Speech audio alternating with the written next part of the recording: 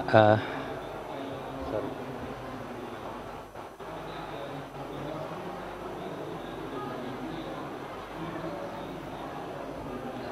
Assalamualaikum warahmatullahi wabarakatuh. Eh, saya kebagian tugas yang sulit menjadi penghalang antara Anda dan makan siang Anda gitu ya. Sorry. Saya dikasih waktu 20 menit untuk sharing informasi. Senang sekali saya ada di sini. Nama saya Rizal Akbar. Sehari-hari saya adalah Vice President Network dan IT Strategi Teknologi Arsitektur di Telkom Indonesia. Kalau lihat wajah adik-adik ini, udah pasti saya termasuk yang paling senior. Sudah 27 tahun saya bekerja di Telkom, jadi udah di penghujung karir gitu ya, kira-kira 5 tahun lagi lah saya pensiun. Nah, with that, saya ingin share sebagian yang ada di kepala saya ke adik-adik sebagai penerus BUMN, dan tugas yang diberikan ke saya adalah sharing tentang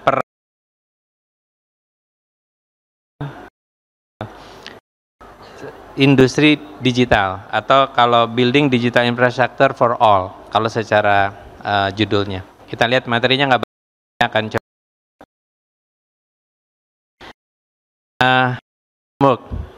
Di mana-mana di dalam setiap pekerjaan, kebetulan saya banyak di strategis, selalu kita bekerja dengan framework. Di kiri atas itu kita refer ke arahan dari Bapak Presiden. Jadi ada yang terkait dengan data, ada yang terkait dengan talent, ada yang terkait dengan transformasi, gitu ya. Terus turun ke Kementerian Kominfo. Ada rencana strategis di situ. More or less sama, hanya emphasize-nya beda-beda, tapi arahnya selalu di situ. Ada terkait data, talent, kemudian proses.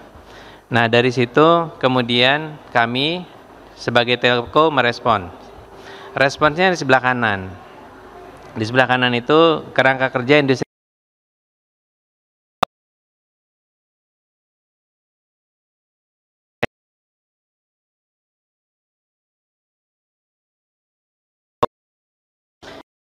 infrastruktur fisik, gedung, kemudian fiber access, itu yang paling bawah ya, tower.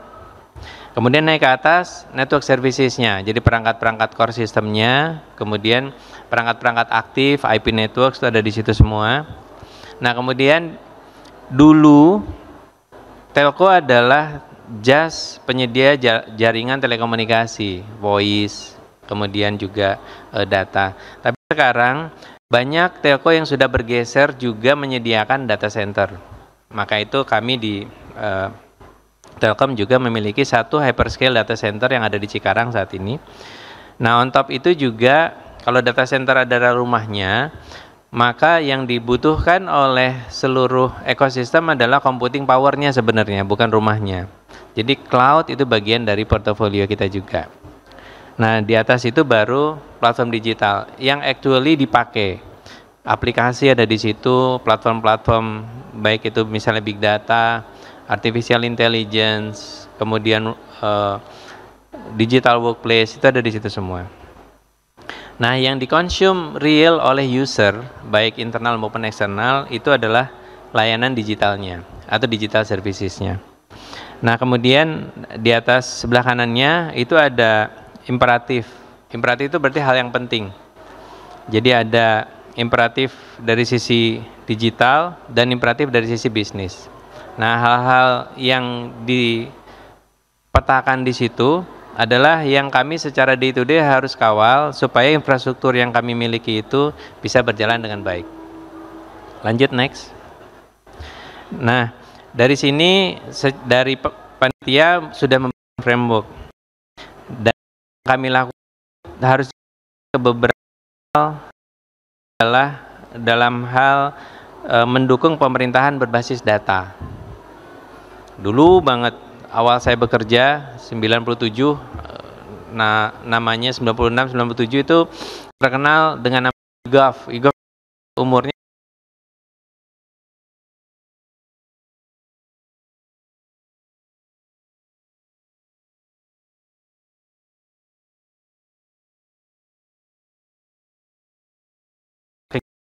pengadaan pemerintah. Jadi keseluruhan sistem pengadaan di lembaga ini disediakan oleh Telkom Indonesia secara end-to-end. Hardware-nya, software-nya, aplikasinya, maintenance operasi semuanya dikerjakan oleh Telkom Indonesia.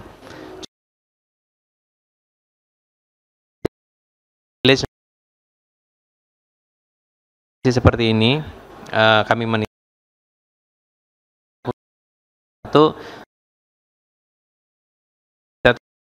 IKN itu saat ini sedang dibangun oleh pemerintah bersama swasta besar-besaran.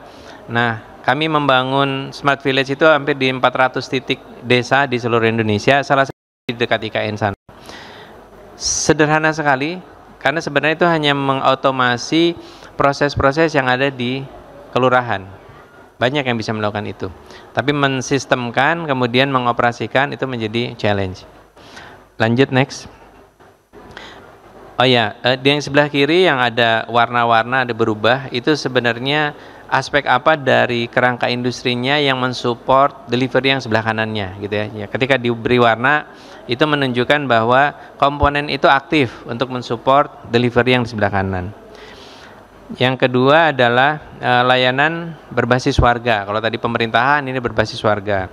Satu contoh yang cukup membanggakan bagi kami ketika pandemi kemarin, Peduli Lindungi, mungkin teman-teman adik-adik juga ingat gitu ya, pada saat itu kita nggak bisa naik pesawat, naik kereta api kalau aplikasi Peduli Lindunginya menunjukkan warna hitam. Itu kami yang kembangkan. Saat ini bergerak menjadi aplikasi Satu Sehat. Berikutnya contoh lain adalah Big Box. Ini juga mungkin banyak startup yang juga mengerjakan hal yang sama. Ini basisnya berangkat dari Big Data. Big Data terus kemudian memproses Big Data keluar dari insight-insight yang sederhana dan digunakan. Yang terakhir contoh lain adalah Fit Aja yang bergerak di industri asuransi. Jadi contoh-contoh ini menunjukkan bahwa ruang lingkup pengembangan aplikasi itu bisa sangat lebar, baik di pemerintahan maupun di berbasis warga atau di end customer-nya, di citizen. Lanjut, next. Berikutnya adalah dukungan untuk kota cerdas, Smart City. Yang menarik dari Smart City adalah di Indonesia itu banyak kota yang mengklaim sebagai Smart City. Saya ditugaskan Telkom untuk belajar Smart City ke Korea di bulan Februari dari tahun ini. Terus kemudian dari itu saya sadar, oh terlalu overclaim terminologi Smart City-nya. Jadi banyak kota yang mengklaim Smart City, padahal sebenarnya yang dilakukan adalah menaruh surveillance kamera, kemudian membangun command center yang isinya komputer, membawa data dari kamera itu ke situ, kemudian diklaim sebagai Smart City. No, it's not. Itu adalah surveillance system.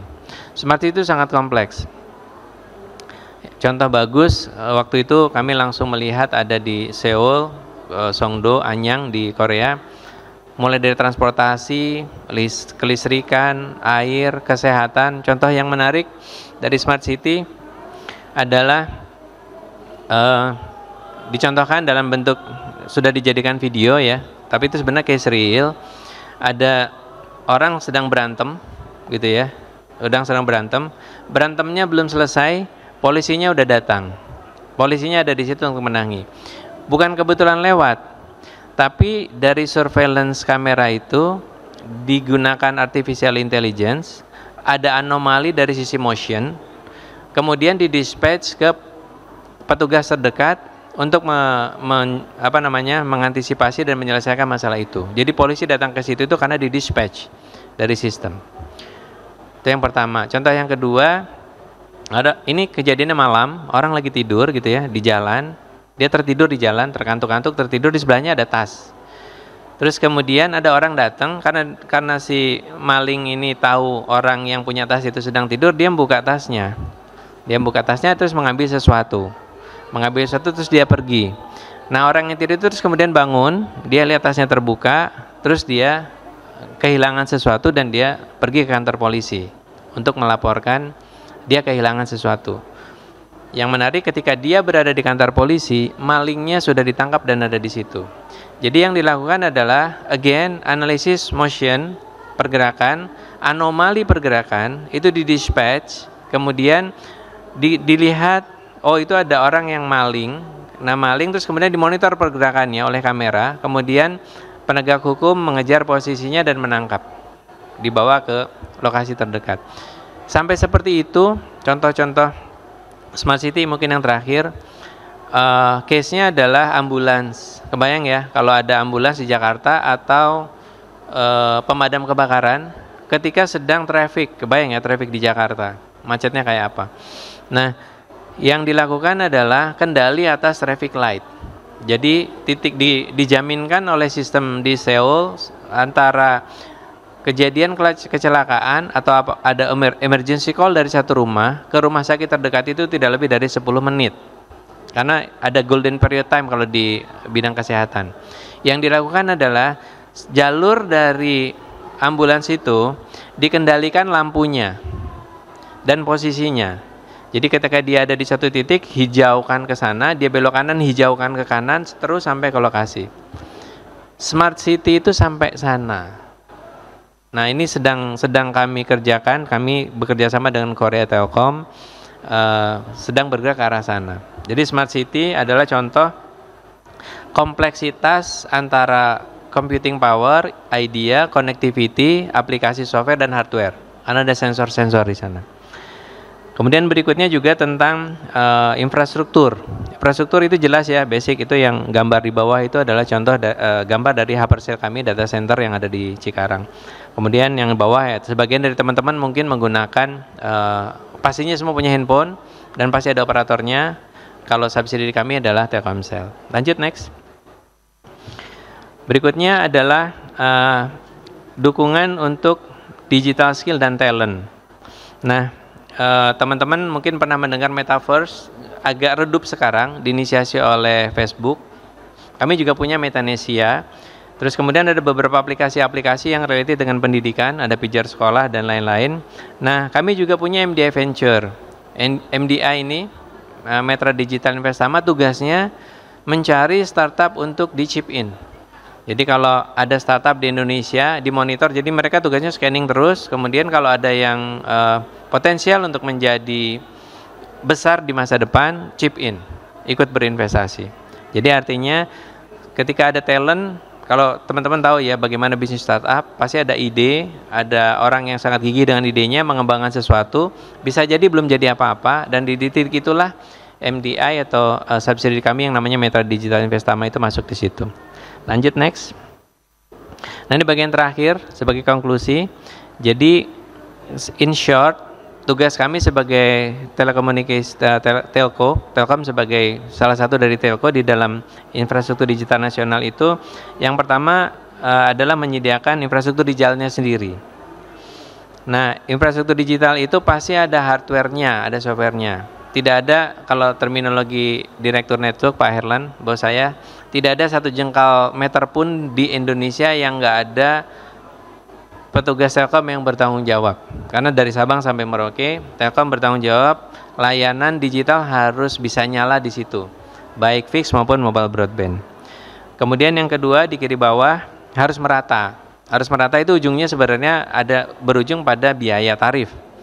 Jadi artinya di beberapa titik harus disubsidi atau dibikin murah atau malah gratis. Itu bagian dari tugas. Dan ini kami bekerja sama dengan Kominfo, ada bakti di sana.